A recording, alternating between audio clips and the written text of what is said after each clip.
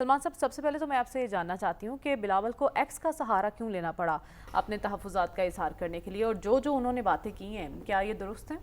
دیکھیں، آپ نے جہاں تک ایکس کا سہارا کی بات کی ہے، شاید بلاول بھٹو زرداری پاکستان میں موجود نہیں ہیں۔ اور اس صورتحال کے اندر ان کا یہ بیان ہے کہ جو صورتحال بارشوں اور سیلاب کے نتیجے میں پیدا ہوئی ہے، براہ راست چیلنج تو یہ فیڈرل گورنمنٹ کا ہے۔ اور بلاول صاحب نے جب زرعی ایمرجنسی کی بات کی تھی، ہم بھی اپنے پروگرام میں براہ راست یہ کہتے ہم نے نشاندہی کی تھی کہ بڑا نقصان جو ہوا ہے پاکستان کی زراعت کا ہوا ہے، کہ لاکھوں ایکڑ زمین، آپ کی فصلیں جو ہیں وہ تباہ ہوئی ہیں، تو اس کے لیے اقدامات ہونے چاہیے۔ اور پرائم منسٹر صاحب بھی اس حوالے سے بات کرتے نظر آ رہے تھے۔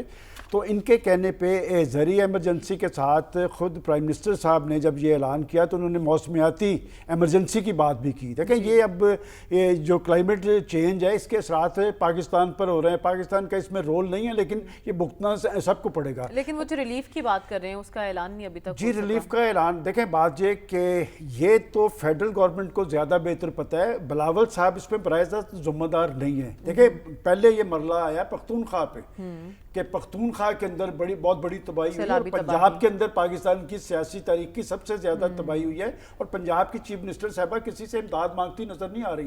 ابھی تو سندھ والا معاملہ شروع ہوا ہے، تو وہ یہ بار بار کہتے ہیں جی ہمیں فوری طور پہ اپیل کرنی چاہیے۔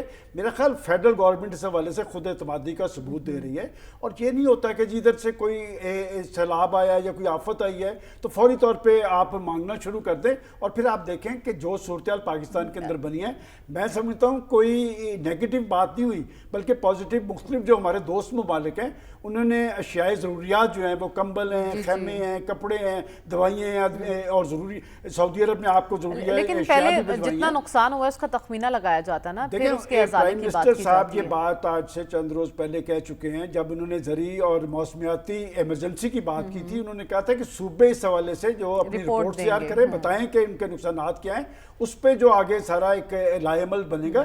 میں سمجھتا ہوں کہ اگر فیڈرل گورنمنٹ اس حوالے سے خود اعتمادی کی بات کر رہی ہے کہ ہمیں مانگنے کی بجائے ہمارے پاس یہ وسائل موجود ہیں، اور میں آپ کو فیڈرل گورنمنٹ کے ذمہ دار ذرائع کے ریفرنس سے بتا رہا ہوں کہ انہوں نے کہا کہ ہمیں مانگنے کی ضرورت نہیں ہے، جس نے دینی ہے امداد ضرور دیں، اس میں کوئی شک نہیں کہ چیلنج بہت بڑا ہے۔ ہو سکتا ہے کہ آنے والے وقت میں، دیکھیں میں پہلے دن سے آپ کو کہہ رہا ہوں کہ جو چیزیں آپ کو نظر آ رہی ہیں اس سے بڑے چیلنجز اس کے بعد ہوں گے۔ یہ جو بحالی کا عمل ہوتا ہے، زرعی پیداوار کی بحالی ہوتی ہے، لوگوں کے گھر بسانے ہیں، لوگوں کو وہاں پر دوبارہ اپنے گھروں میں واپس بھجوانا ہے، تو یہ آگے چیلنجز بڑے ہوں گے۔ میں سمجھتا ہوں پہلے مرحلے پہ اس طرح کی بات کرنا ہے کہ جی دنیا ہمیں امداد دے۔ بلاول صاحب چونکہ 2022 میں وزیر خارجہ کی حیثیت سے اس طرح کی اپیل کر چکے تھے۔ میرے خیال ہمارے دوست ممالک کے جو ضروریات زندگی ہیں وہ آپ کو فراہم بھی کر رہے ہیں، اور کچھ ممالک نے آپ کو فرض بھی دیے ہیں۔ میں سمجھتا ہوں کہ اگر پاکستان کی وفاقی حکومت اس طرح کی اپیل نہیں کر رہی تو اسے ہمیں مایوس ہونے کی ضرورت نہیں ہے۔ دیکھیں، ذمہ دار وہی ہے، صوبوں کو امداد اس نے دینی ہے، اور پرائم منسٹر نے یہ کہا تھا۔ اچھا، بلاول چاہتے ہیں کہ بے نظیر انکم سپورٹ پروگرام کے تحت جو ہے ریلیف دیا جائے سیلاب متاثرین کو، کیا میں نے آپ کو پہلے روز کہا تھا کہ کم از کم اس حوالے سے سیاست کی کوئی گنجائش نہیں۔ بے نظیر بھٹو صاحبہ کا اپنا ایک نام ہے، اپنا ایک مقام ہے، وہ ہر چیز کے ساتھ، یہ کوئی پورے پاکستان کا ایشو نہیں ہے، یہ متاثرہ علاقوں کا ایشو ہے، تو لہٰذا صوبائی حکومتوں کی بنیادی ذمہ داری ہے۔ پختونخوا والے کیوں چاہیں گے کہ وہ اس بنیاد پہ کریں، یا پنجاب والے؟ دیکھیں، وہ سندھ میں ضرور کریں۔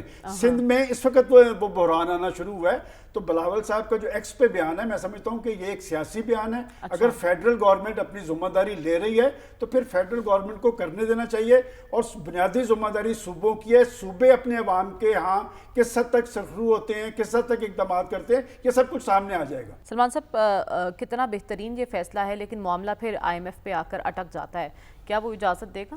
دیکھیں، جو کام حکومت نے کرنے ہوتے ہیں وہ کر لیتی ہے، اور خاص طور پہ پاکستان کے جو آج کے وزیر اعظم ہیں ان میں یہ صلاحیت موجود ہے۔ انہوں نے IMF سے ڈیل کیا ہے کہ جب ہماری معیشت خطرناک زون میں تھی، انہوں نے نہ صرف وہاں سے نکالا ہے بلکہ اس کو ٹریک پہ ڈالا ہے، تو یہ کام تو ہونا ہے۔ لیکن بات یہ کہ یہ چیلنج بہت بڑا ہے، اور کیا صرف بجلی کے بلوں کی ریلیف سے ہی معاملات بہتر ہوں گے؟ ایسے ہوگا نہیں۔